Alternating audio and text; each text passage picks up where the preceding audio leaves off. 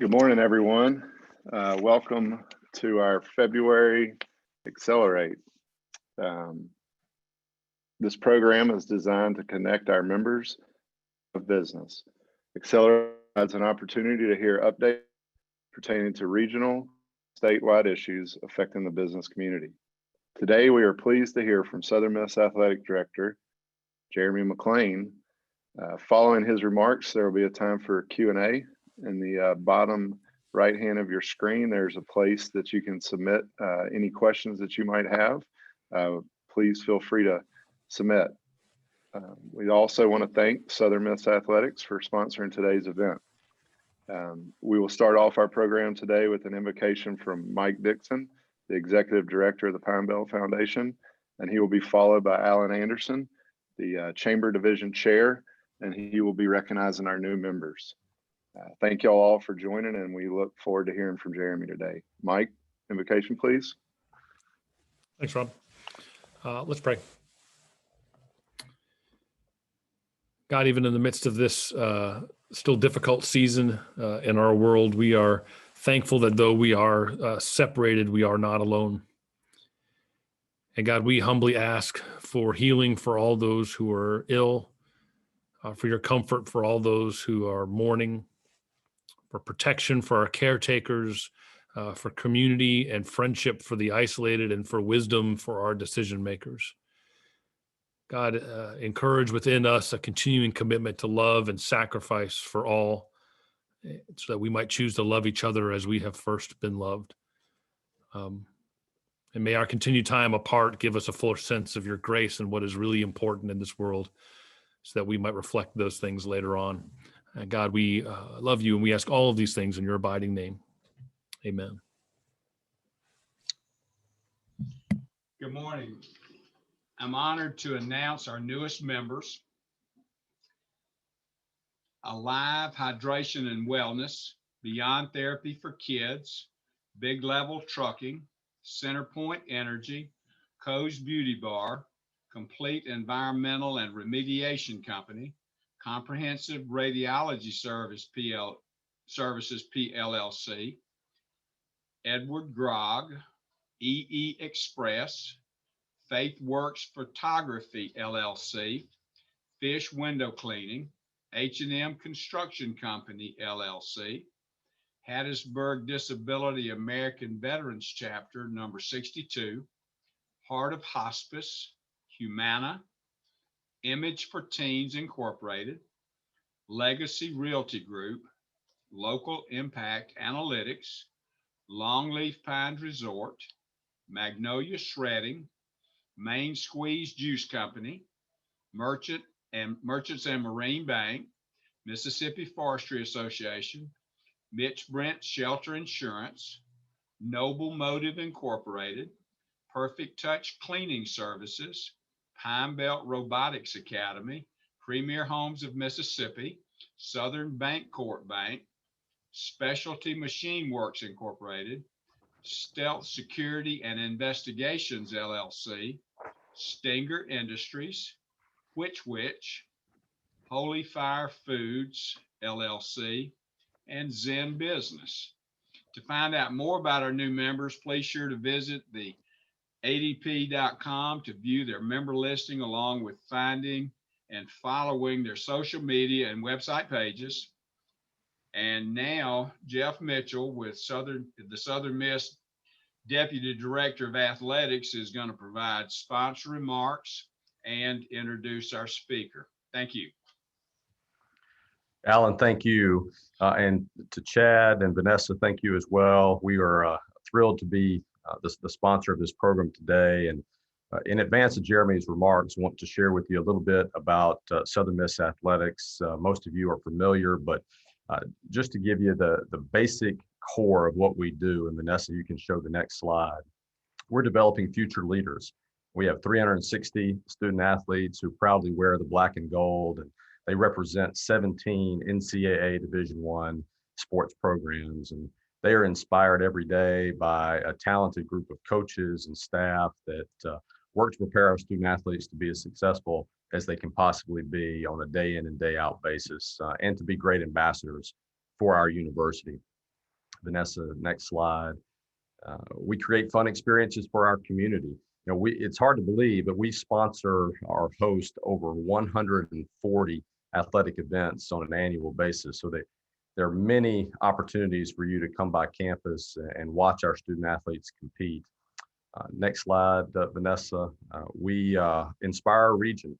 We are the Pine Belt's team, and we are grateful for our sponsors and our contributors to the program for their support. Without it, we would not be as successful as we are. And we work every day to be the best that we can be from a standpoint of being highly competitive in Division I athletics. So thank you very much for the 90 sponsors that total more than 116 sponsorship contracts for us. We are very grateful, and we're always looking for great teammates. And we invite you to be our teammate. There are numerous ways that you can do that. Of course, you can buy season tickets. You can join our Eagle Club. And more importantly, we ask you to invite your friends and your business partners to do the same. To tell us more about what we're doing here is our Director of Athletics, Jeremy McClain. Jeremy is in his second stint at Southern Miss. He was previously the Deputy Director of Athletics for several years before going to be the Athletic Director at Troy University. And just shy of 2 years ago, the call back home to Mississippi came. He could not refuse, and he has been here with the sleeves rolled up.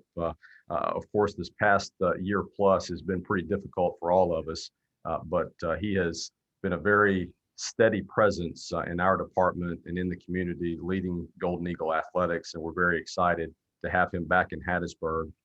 I've known Jeremy for well over a decade. When he was the Director of Athletics at Delta State, I was serving my time out west in California, and every time I'd get home to visit family in Pike County, I'd sneak over to Hattiesburg and have lunch with Jeremy. But I am thrilled to be a part of his staff now, and more honored to be his friend. So please join me in welcoming the Director of Athletics, Jeremy McClain. My man, the virtual space is yours. Thanks, Jeff. I appreciate the opportunity, and Chad and the entire group, thanks for having us today and giving us a chance to share what's happening at Southern Miss and with Southern Miss athletics. I obviously would love to be doing this face to face, and I know we all would, and we look forward to that day coming soon, hopefully sooner rather than later. Wanted to share some things with you. I do want to, and I appreciate Jeff sharing a little bit about my background. I'm going to quickly do a deeper dive into that because I think it's important to what we do and why we do it. I think, first of all, I grew up in a very small town in North Mississippi, a town of about 800 people. And I went to public school there, and it was a wonderful place to grow up, but it just didn't afford a lot of opportunities. Some of you who may have grown up in small towns understand that. And so for me, I had a unique opportunity to play college baseball, and it took me to Delta State, and I earned a scholarship there. And really, that opened doors for me that I probably would not have experienced otherwise, wouldn't have been able to do. And so for me, it turned an 18-year-old very green and probably ignorant to the world.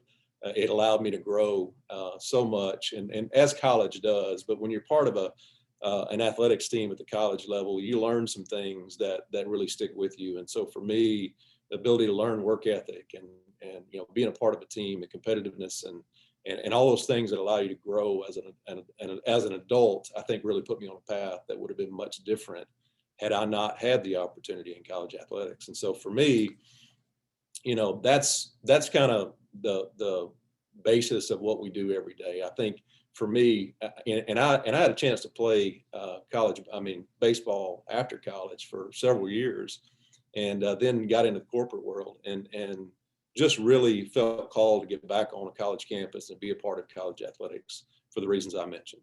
Being able to provide an opportunity that allows young people to find a path that points them in a different direction, or open some doors that wouldn't have been opened otherwise. And so that's what we try to stay focused on here on a daily basis, is what are we doing for our student athletes, try to help them improve their lives and be the best version of themselves. And so I think college athletics sometimes it's an interesting dynamic. People like to compare it and say it's a business, and in some ways it is. But as you begin to think about that and talk about that, then you think, who's the customer? Who's the customer if this is a business? So naturally you think, well, your fans, right? Your season ticket holders, your donors, they're critically important to our mission. And there's no way that we could do the things we do without them. So yes, in many ways, you're creating some level of entertainment and they can be your customers. But I would also argue that our student athletes are our customers from the standpoint of what are we providing them? And at the end of their time here, are they in a better position than when they joined us? So I just say that to say, that's our focus every day. We try to, I would try to have that conversation often with our staff about, remaining focused on the things that really matter when we have to make decisions.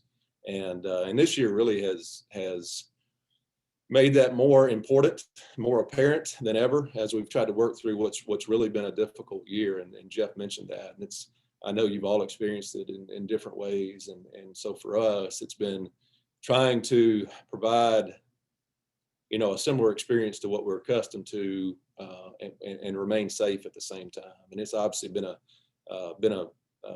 hit to us from a revenue standpoint, as a department. I'm going to touch on that in a minute. But it's been a real challenge. And so I want to highlight some of the challenges that we're facing, not just with COVID, but nationally as college athletics exist. And then I want to talk about some opportunities and kind of where we're at, as a department, as a big picture from a college athletics standpoint. And so first things I want to highlight, Jeff mentioned, kind of talked a little bit about, we function, we have 17 sports, almost 400 student athletes.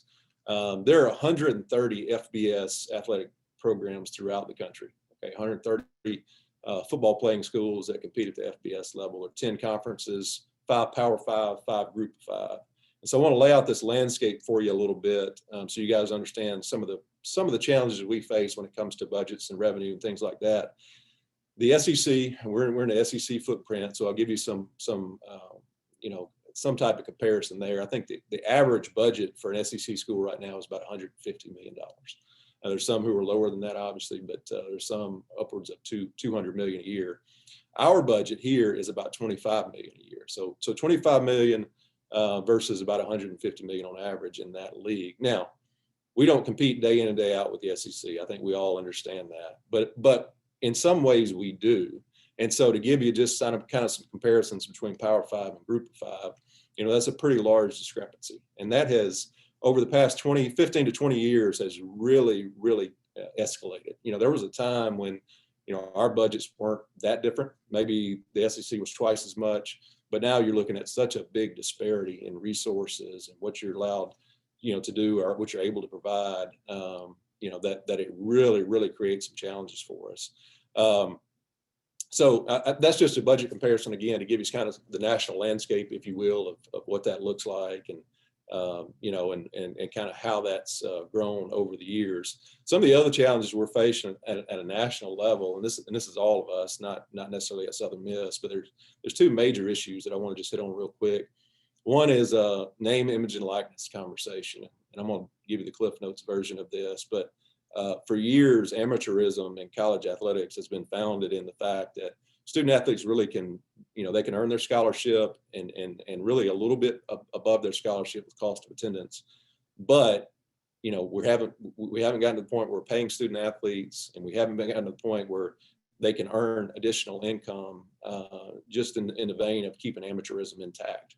And so name, image, and likeness is something that's really been a strong push over the past couple of years. And we're seeing state legislators getting involved in that. At the federal level, we're seeing Congress get involved in that. And so the NCAA is working to try to find a solution to that. And what that really means is that a student athlete would have the ability to use their name, image, and likeness to earn additional income. And so what that might look like in today's world would, our starting quarterback would have the ability to go on social media and promote a local company, and that local company could pay him to do that. And so right now that's not an option, but we're moving down a path where that's going to happen at some level, in some capacity. That is going to be the case. And our student athletes, the ones that are able to do that, are going to be in a position where they can earn additional income by doing those types of things. As you can imagine, the reason some of, the NCAA and the membership is hesitant about that is it's ripe for abuse. And so trying to find a balance between giving them that opportunity, but protecting them and our organizations is kind of where we find ourselves right now. And so, that's the challenge. And that's I really anticipate that coming to fruition and coming to a head by this summer. I think we'll see some type of step in that direction. Whether it will be enough, or not, time will tell. But I do think that we'll be able to pass something that allows our student athletes to do that. And that's a big issue. And again, one that's, there's going to be a lot of challenges associated with that. The other thing we're facing right now that I think is really difficult, and we're moving in a direction where you guys may have heard of the transfer portal. Those are plugged into college athletics. So a student athlete can now enter the transfer portal and talk to other schools and transfer if they so choose. Well, the next step in this transfer process, right now, if a student athlete in basketball, men's basketball or football does that, they still have to sit out a year if they transfer to a new school. The next step in this transfer portal process is the fact that I think we're going to approve that student athletes can move freely from school to school one time in their career without having to sit a year. That's going to create some real challenges, from a standpoint of competitiveness. I think the worry for some of us within the group of 5 is that really talented athletes who we've recruited and developed, and by the time they get to their junior or senior year, will be recruited off of our roster by Power 5, institutions. And so, that's a real concern. Of course, it cuts both ways. We'll have an opportunity to take advantage of that as well. But I do think that's going to create some really unique challenges for us that we just haven't seen yet.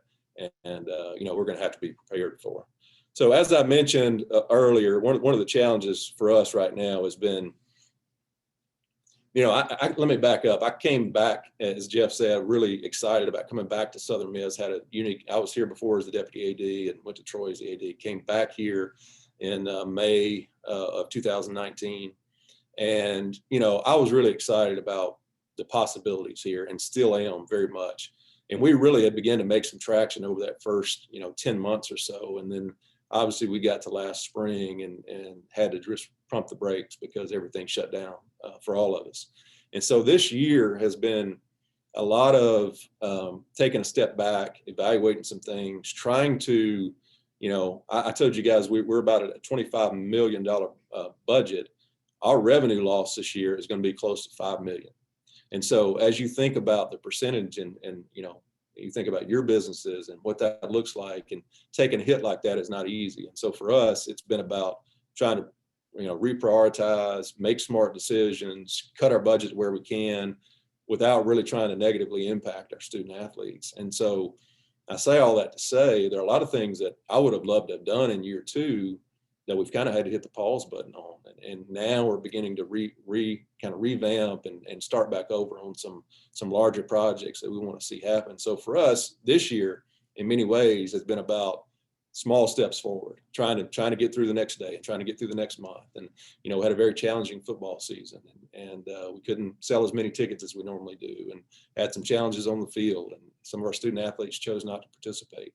Those are all, unique challenges this year. And so what I look forward to, and we'll talk about opportunities in a minute, is now that we're getting on the backside of this, I'm become re-energized about what this looks like from Southern Miss perspective. So I want to share with you just kind of from an outlook standpoint, what's on my mind.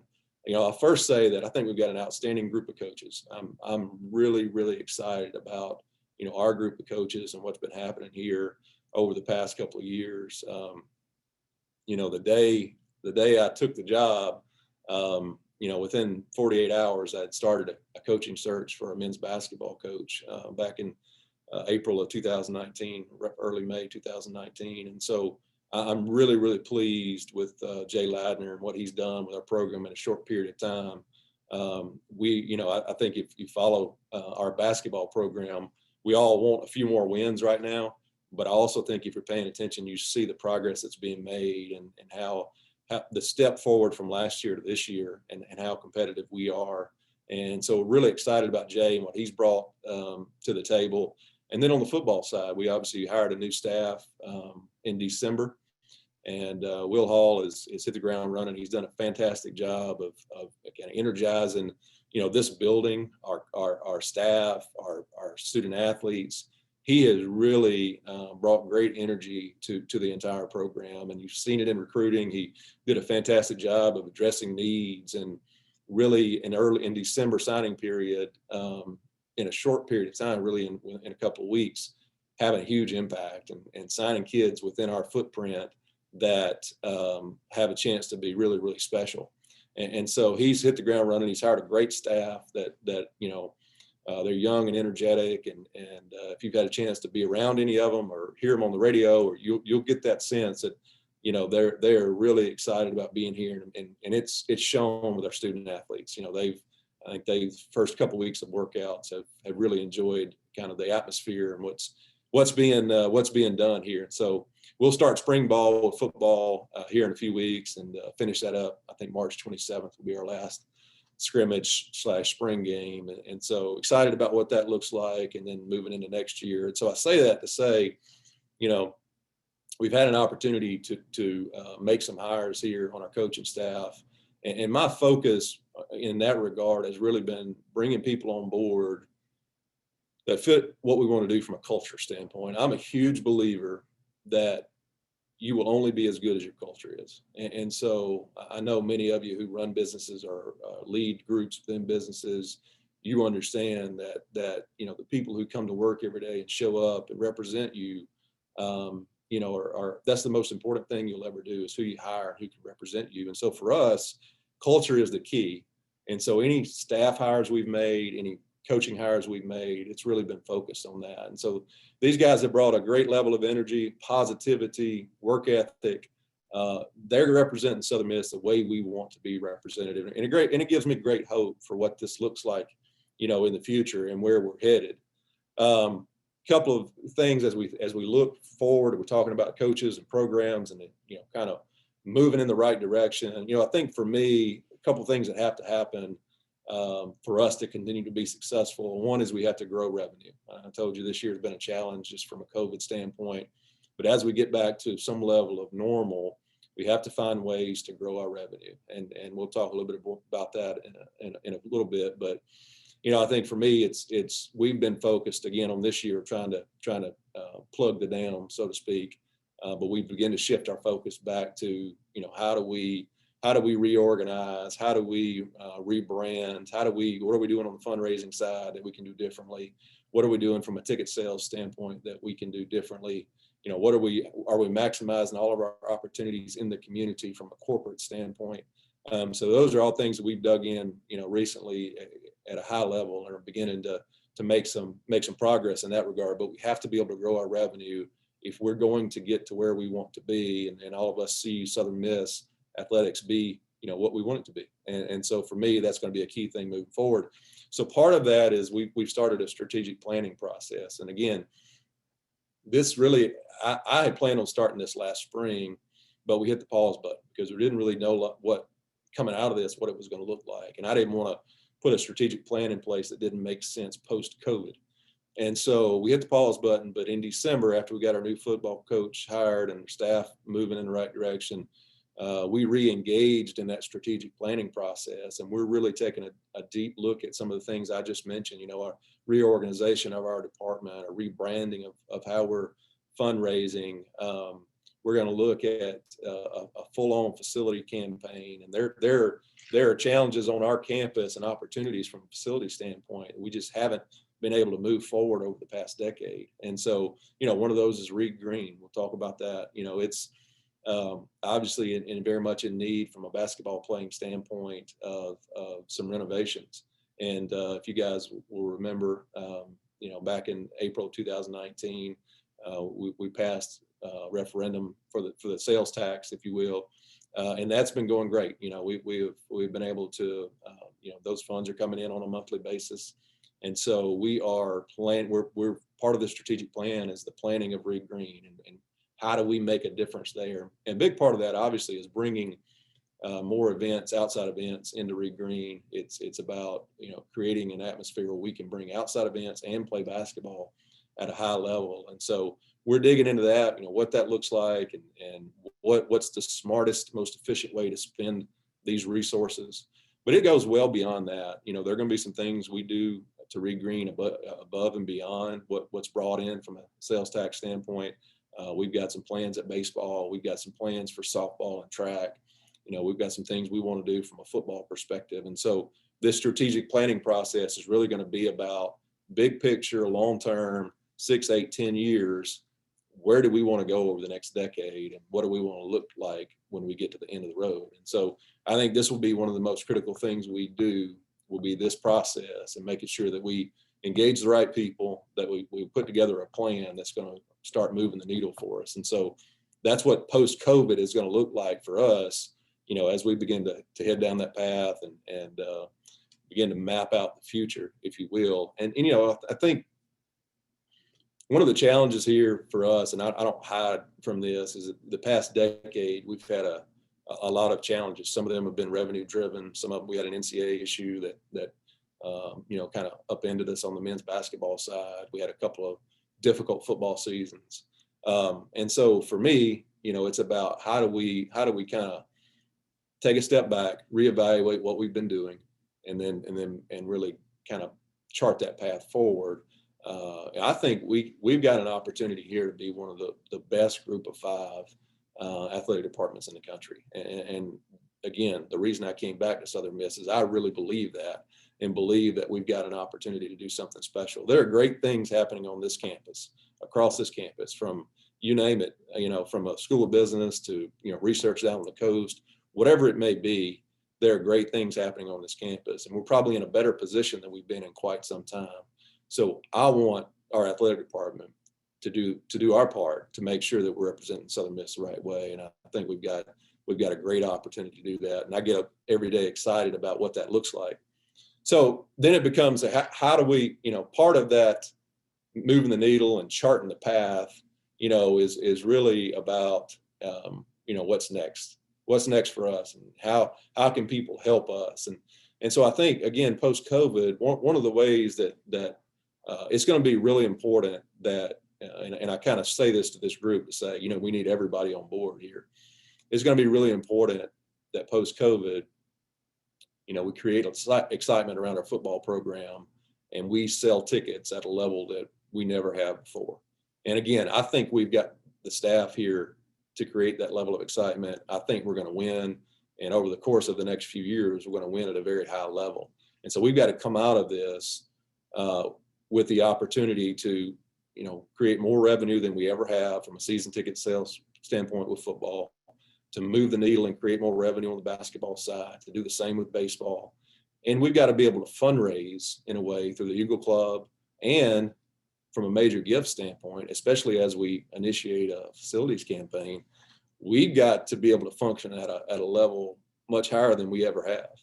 And so to make that happen, we have to make sure that we rally this community, this Hattiesburg and greater Hattiesburg area is where we have to spend, you know, a lot of our time and focus and energy. That's not to say that we don't visit with donors in Texas and Jackson and on the coast, but we have to make sure that the people in this community are on board and believe in what we're doing. And it's our job to make sure that we lay out a vision that people can get behind and that they can get excited about, and that everyone on this call, everyone who's a part of the, you know, corporate community here, or, you know, whatever the case may be, has an opportunity to rally behind what we're doing. Because I firmly believe that this community could be the best college community in the state of Mississippi. And I think in many ways it already is. So, if we can rally behind this athletic department and create an opportunity to do things that we haven't done before, reach new heights, again, grow our revenue, put our product on the field that's nationally known, and get back to the place where people are watching what we're doing very closely and trying to figure out, you know, how we did that and emulate what we're doing. But it really is going to take this entire community to do that, you know. And it's okay if people graduated from somewhere else, or if they, you know, if their kids go to school somewhere else, that's fine. But what this community needs is the people who live in this community, who call this community home, understand and how important this is for our community and to get behind what we're doing. And again, that's not going to happen unless we can lay out a great plan to move the needle. And that's what that's where our focus is right now. So you guys anticipate seeing something from us. I'm hoping by the summer, by the time we start the fall, we've got a great plan in place. We can share that publicly. We can create a level of excitement that we haven't had here in some time. And again, I wake up every day excited about that opportunity and excited about where we're headed as a department. I came home to Mississippi because I wanted to make a difference at a place I truly cared about at Southern Miss, and that hasn't changed one bit. And so I look forward to what the future holds for us and what this is going to look like over the next couple of years. I'm excited about folks on this call being a part of that. So I appreciate you guys listening to that spiel about kind of where we're headed. And I know we've got some question and answer session here. So Chad, I'd be happy to turn it over to you and let you take the reins. Sounds great, Jeremy. Hey, wonderful job, man. That's awesome information about Southern Miss athletics. Thanks for taking that kind of deep dive into some of the challenges that you have, but really then focusing on those opportunities moving forward. And love hearing you talk about strategic planning. I mean, the only way to block and tackle and execute is to have a good plan, right? My dad always talked about prior planning, preventing poor performance. He had to remind me about that a few times along the way. But so love hearing you talk about planning, but really love hearing you talk about your culture and leadership and, grooming those student athletes because, hey, it goes far beyond the sporting events. One day that ball's going to stop bouncing or, they're going to make that last throw in football. So they've got to be ready to lead in life. So thanks for investing in those student athletes in that fashion. So now we're entering kind of a fun stage here of the program. We're going to do a little Q&A. And guys, as Rob mentioned earlier, please log your questions into the Q&A section at the bottom of the screen. And I will take a look at those and we'll take as many of those as we can. I'll jump right in here, Jeremy, with the first question. And so, as you've discussed, these are unprecedented times in trying to navigate through the pandemic and keeping everything afloat while trying to maintain the health and safety of all the coaches and student athletes. So what are some of the lessons learned, and are there certain things that you're doing now during the pandemic that will actually make the athletic department stronger post-pandemic? Yeah, great question. And I think probably everybody on this call is having these same thoughts and conversations wherever they may work or own a business, whatever the case may be. I think we all have takeaways, right? And so for us, I would, there's a lot of them, first of all, but if I think about the highlights of that, number one, I think is how we communicate. And we probably all could say that, but from whether it be staff meetings, whether it be communication with student athletes, whether it be how I communicate with our coaches, I think we've gotten better at that piece, understanding that we don't have to always be face to face to be effective in communication. And so for us, I think a lot of that will stay with us as we navigate forward. I mean, we're going to be able to say, these are the things we want to keep in place. This has made us better and more efficient. And a lot of that is that communication piece. I think as you dig into what it looks like from a sport to sport standpoint, there will be some things that stay with us too. Recruiting is a big one. Our coaches haven't been able to get on the road and recruit since last March. So almost 12 months. And so I think what they learned, and they would say this to you, is that, you don't have to be on the road all the time to be effective in recruiting. So they had to begin to be creative. They had, we've spent a lot of time creating social media opportunities and content and videos. We've created these tours of our facilities that we had never done before because we had to be able to show student athletes, prospective student athletes, who can't come to our campus. This is what it looks like. This is what you're signing up for. And so definitely in recruiting, I think we're going to be able to be more efficient than we have in the past, which, as you can imagine, allows us to save some money and reinvest in other areas for our student athletes. And so I think from a coaching perspective, one of the biggest takeaways will be how we recruit and just being smarter and more efficient with our time and resources when it comes to recruiting. Sure, absolutely. I tell you, at the beginning of the pandemic, I challenged our team. I said, we've got to pivot. We've got to remain relevant and visible. We can't just go and hide and underneath the rock and come out in a year. We won't like what we see when we do. Right. So I would say that you guys have done a marvelous job with that as well. You pivoted and you've been very relevant and very visible in the business community. And I appreciate you challenging the business community to step up and get season tickets and become Eagle Club members. And so many of them are, but there are some that aren't. And we've got a lot of resources in this community. I too agree with you that we're the top college town in the state for sure. We definitely have the strongest economy. We've led the state in job growth for many years running now. So some of the things that we're working on in Midtown are going to be pretty phenomenal. Better connecting Southern Miss with Forest General and Hattiesburg Clinic. You always say that's one of the largest employment nodes in the state of Mississippi. 7,000 employees, 14,000 students. And so what Rob's done with the district at Midtown and what the healthcare providers are doing in that area, and then some other projects that we're working on, man, I think that Midtown area is really going to help Southern Miss.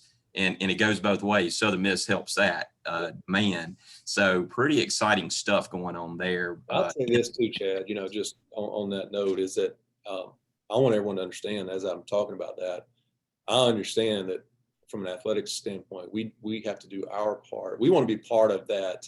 The things you just talked about, the level of excitement that's created around that and that synergy, we need to be able to put a product on the field that people can be really proud of. And on Saturdays, that this is where they want to be. And so I don't want anybody to be confused. I understand that, it goes both ways, and we had a really, really big opportunity and challenge in front of us, but I do think we're headed in the right direction. Yep, absolutely. So let's kind of switch back over to basketball a little bit. I've been to several of the basketball games this year, and the new the artwork on the floor looks great. So man, that was an immediate, very visible visual improvement that for the fans. I mean, that really pops. So I know you're in the strategic planning phase, and you may not can roll out too many specifics, but of course, Reed Green's an old facility, and there are a lot of needs. So how do you best prioritize those, and can you kind of hint towards some of those improvements that are coming in the future? Yeah, I'll kind of tell you, share with you what the priorities are in no particular order. But so part of the emphasis obviously is as I mentioned, getting back to the days where we can bring in outside shows and entertainment that, not just basketball, right? And so that's obviously a big part of the revenue that's coming in from the city standpoint.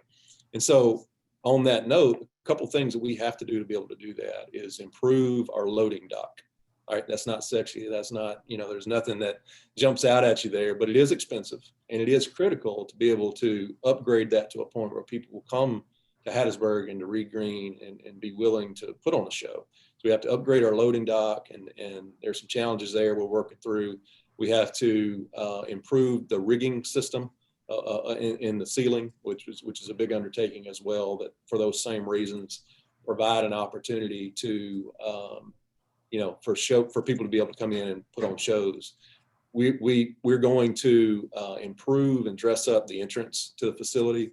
So a true lobby, that facility was built, many years ago in a way that a lot of them were, but there's no true entrance. And so we want a 4th Street entrance that provides a welcoming entryway, and it's a little more open, and you've got a true lobby.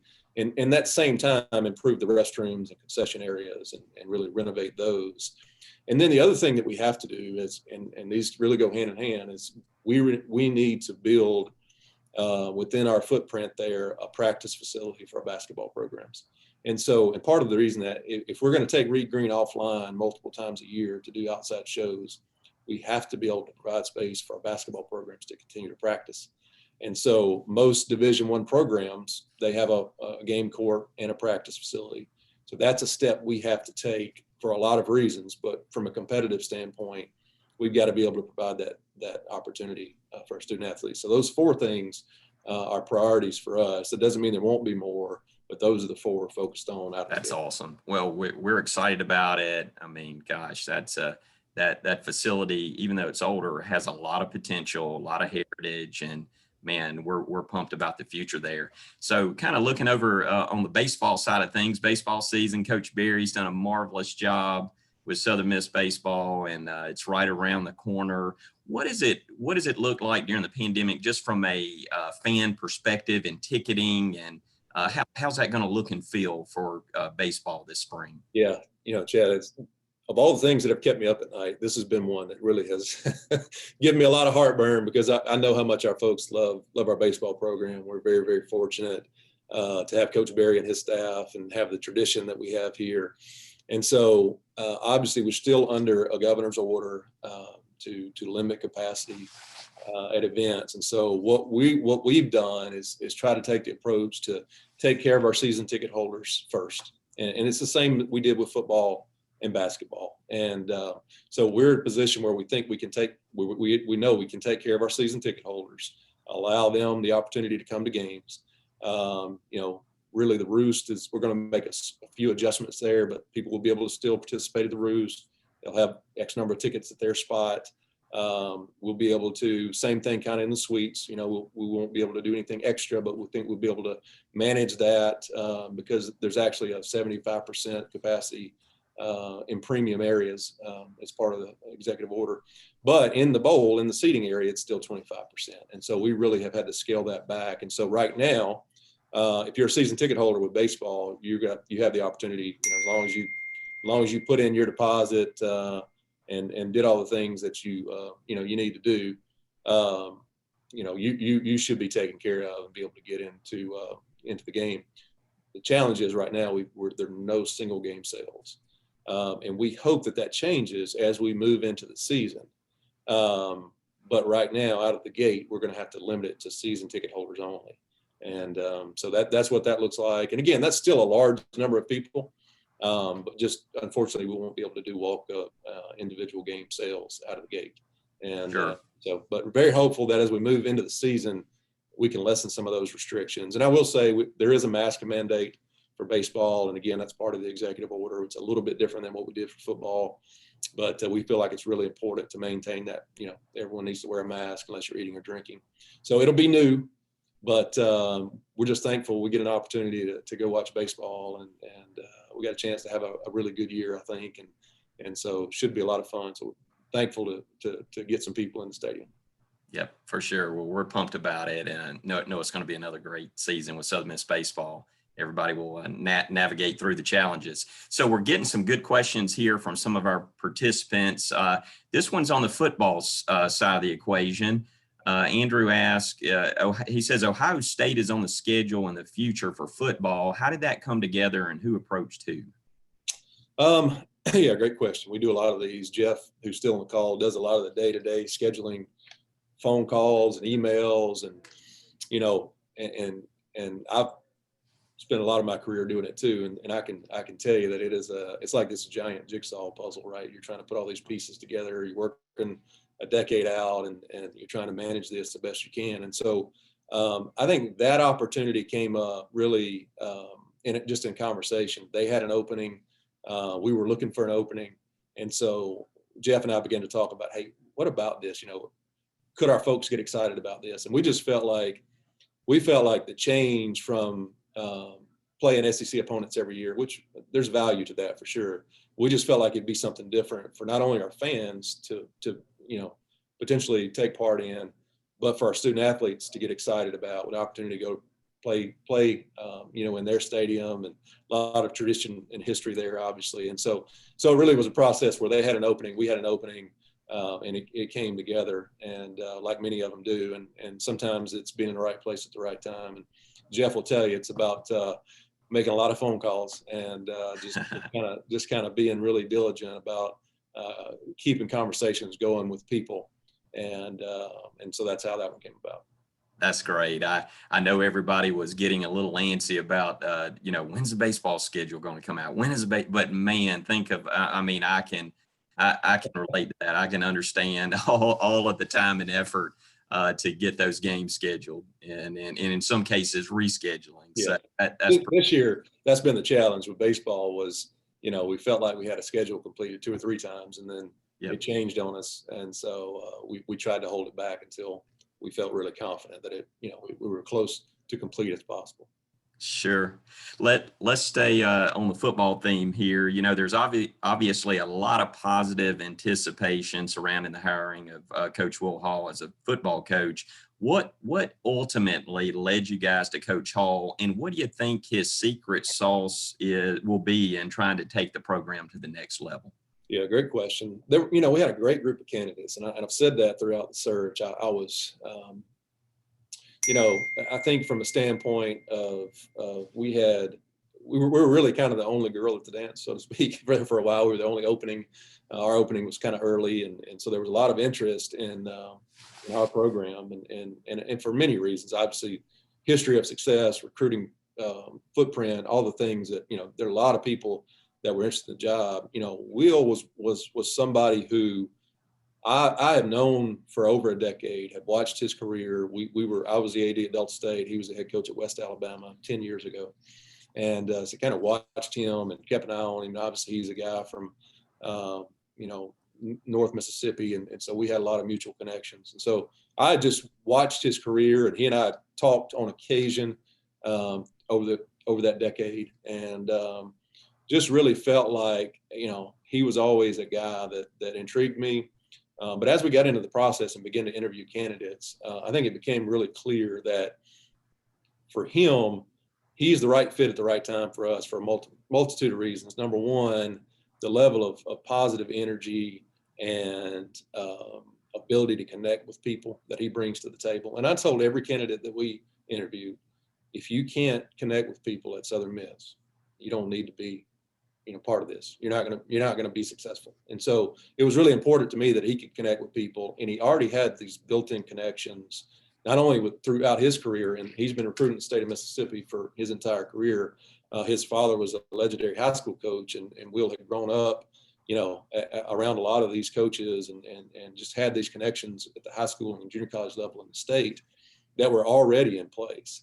And then really watching Will, knowing who he was as a person, and then watching him, what he's been able to do as a head coach, as an offensive coordinator, and the impact he's had really on every program he's been associated with, it all really lined up, and, just felt like it was the right time. And, I think it's going to be a lot of fun. And I think Will is, he has not met a challenge that he isn't ready to tackle. And like I mentioned earlier, he's come out of the gate with this great level of energy. I think if you talk to any of our student athletes, they would tell you they're fired up and ready to play right now, because they have just embraced kind of what's happening, and kind of the shift or the change in culture a little bit, what he's trying to put his stamp on the program. So really excited about that. And again, I think Will's a perfect fit for who we are, and probably more importantly, who we want to be over the next 5 or 6 years. Yeah, that's awesome. I mean, I haven't had an opportunity to meet him yet. Look forward to that. But man, I've heard him talking about the new job, and his positivity is contagious. So no, that's great for the student athletes, but it's also great for donors, investors, and season ticket holders. So everybody's going to be stoked about the upcoming season, and I can't wait to get started with that. So here's a question from Jim. It says, good morning, Jeremy. So proud of the leadership provided by you and Jeff. Thank you. My question is this: is there technology that financially successful programs use that provide connectivity with stakeholders and ability to raise funds and provide ongoing real-time communication with those stakeholders? And is this part of our strategic plan? Great question. I think there are opportunities out there for us. If we're talking about technology that allows us to, much of it is, you're looking at it, right? I mean, we've all learned a lot over the past year. And so absolutely, as we look at how we engage our stakeholders, from a donor base, from a M Club standpoint, former athletes, from just the day-to-day communication and those kind of things, there's absolutely no doubt that that's going to be a huge part of our strategic planning process. And these days, a big piece of that is creating content that either we share on social media or we send out to our stakeholders on a regular basis. And so we've really begun to look at our media relations department and our marketing department, and they've done great things, but begin to think about how we revamp that to make sure that our resources and our energy are really about creating content and communication in a way that we just, taking it to another level in a way that we haven't been able to do before. So great question, and absolutely 100%. That will be a huge part of our strategic plan moving forward, is how we communicate with our stakeholders and what type of content are we able to create on a daily basis to make sure we stay engaged. Well, Jeremy, hey, thanks so much as we're wrapping up here. Thank you for your leadership, your passion for Southern Miss athletics, and your understanding of the community and the fan base, and what makes Southern Miss tick. And you're going to be wildly successful moving forward. We're all ready to get in that post-pandemic era. We here at the ADP, we happen to be in the throes of a $4 million private sector fundraising campaign right in the middle of the pandemic. I think God's just up there kind of chuckling sometimes, So, but we got a great community, great business community, great fan base. But there's still that potential to tap so many more. But with your leadership and Jeff's leadership and all the great coaches and all the wonderful student athletes, I know we're going to just continue to do wonderful things with Southern Miss athletics. So thanks a ton for sponsoring today too. Thank you for your remarks, kind of letting us behind the curtain of Southern Miss athletics. And again, we just appreciate you. Look forward to partnering with you at every turn, and hope you have a great weekend. Yeah, thanks for the kind remarks, and appreciate everybody being a part of this today, and look forward to seeing you soon. Good deal. Guys, want to quickly, before we jump off, go through a couple of updates here, some upcoming programs. Our next Accelerate will be on March 5th, and Lynn Fitch, our Attorney General of Mississippi, will join us. And this is going to be Friday, March 5th, 11 a.m. on Zoom. Very thankful to have Attorney General Lynn Fitch joining us. And this is surrounding International Women's Day, which is coming up on Monday, March 8th. So we wanted to make sure we brought in a really strong female speaker, and we want to honor our women in business and government. And so I know we'll be excited about that upcoming program. Many thanks to Hancock Whitney for being the sponsor in March. And Michael Slogel, by the way, is their new market president, moved up from the coast. So if you haven't had an opportunity to interact with Michael, I know that you'll want to do that. So that's coming up. Mark your calendars. And then we have a legislative forum, session 2, coming up on Monday, March 22nd, 8 to 9:15 on Zoom. Chad Driscoll, my friend, you will have your hands full corralling 7 legislators within a 1-hour time frame. So we're pleased to have 3 of our state senators and 4 of our state representatives. And so, man, this will be a lively discussion. And of course, by March 22nd, they are going to be really deep into the legislative session. So they will have a full grasp of what bills are out there, what bills are pending, what's been approved, what's coming up in conference. And so if you're interested, and we should all be interested in the legislative process and how our tax dollars are being spent, I encourage you to join us for the legislative forum. Many thanks to those sponsors at the bottom there: Cooperative Energy, Forest General, Payne Companies, and South Group. They are longstanding sponsors of our legislative forum.